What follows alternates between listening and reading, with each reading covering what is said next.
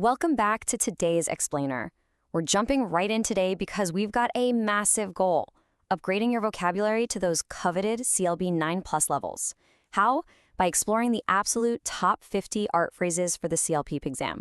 Look, if you've been struggling to find the exact right words for those notoriously tricky art, culture, and leisure topics, well, you're in exactly the right place. So let's be honest for a second. Are you still describing paintings as just very beautiful in your exam practice? Because using basic vocabulary like that, it's going to keep your score totally stuck. When you get a prompt about, say, a local mural or a new museum policy, calling it very beautiful or very interesting basically tells the examiner your vocabulary has a hard ceiling. To break through to those advanced CLB 9, 10, or 11 scores, we need language that is precise, professional, and honestly, just a bit more sophisticated. Instead of boring, rote memorization, we're going to learn these phrases by taking a narrative journey right through the life cycle of art. Here's our agenda for today. 1. Describing the artistic process. 2. Venues, curation, and exhibitions. 3. Funding and community impact. 4. Reviews and public perception. And finally, number 5. Exactly how to ace your CELPIP's test using all of this. All right, Section 1, Describing the artistic process. Let's start our journey right in the studio and look at exactly how artists create and express themselves. This right here perfectly illustrates the difference between an average score and an advanced one. Say you want to describe an artist doing something completely fresh, something experimental. You could say they have a new art style. I mean, that's fine, it works. But swap out that simple term for a precise, high-level word like avant-garde. Bam, you instantly elevate your response. It literally shows the examiner you have a deep, nuanced command of English cultural terminology. Now, these 13 phrases for describing the creative process are incredibly powerful. Honestly, you might want to pause right now and grab a screenshot of this list. Think about phrases like thought-provoking or visual metaphor. If you're tackling speaking tasks 6 or 7 and you have to describe a piece of art, you aren't just looking at paint on a canvas anymore. No, you are having a sensory experience with striking contrast. See the difference? These exact words give you the tools to sound like a bona fide art critic. Let's actually zoom in on one of my absolute favorites from that list. If you get a question about an artist's inspiration, skip saying, "Oh, they had a good idea." Just skip it. Instead, totally impress the examiner by discussing their conceptual framework or their artistic vision. Using a phrase like conceptual framework communicates that you understand art isn't just about the physical object in front of you, but the complex structure of ideas holding the whole thing together. Moving right along to Section 2, Venues, Curation, and Exhibitions. Let's see how this language builds as the art leaves the studio and actually heads into the gallery. So here are 12 exhibition-related phrases, and they are incredibly useful, especially for reading Part 4. That's where viewpoint matching often centers around things like museum policies or gallery events. You're going to frequently read passages debating whether a museum should, focus on its permanent collection or maybe host a flashy new digital installation.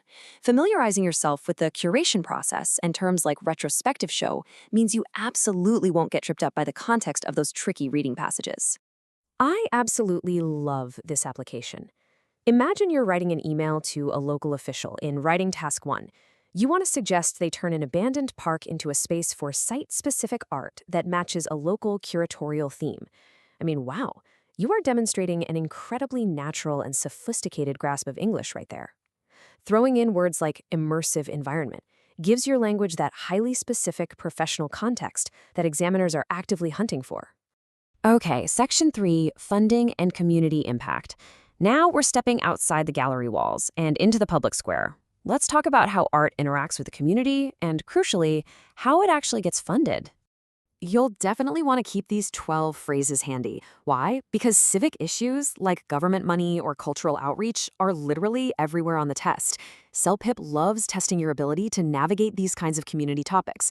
So using a phrase like urban beautification to defend a new street mural or cultural inclusivity to support a local festival, that directly hits the scoring criteria for vocabulary range and task fulfillment. It's a total game changer. Let's take a closer look at grants and subsidies. Picture this. In Writing Task 2, you're asked to argue whether local galleries should be free to the public or if they should charge admission. Throwing in terms like grants and subsidies or corporate sponsorship immediately elevates your entire argument. You're no longer just saying the government should pay for it. Nope, you are proposing a realistic financial mechanism. It makes your argument sound so much more persuasive, neutral, and mature. Which brings us to Section 4, Reviews and Public Perception. Our art critic's journey concludes right here, with the media and the public reacting to the finished artwork.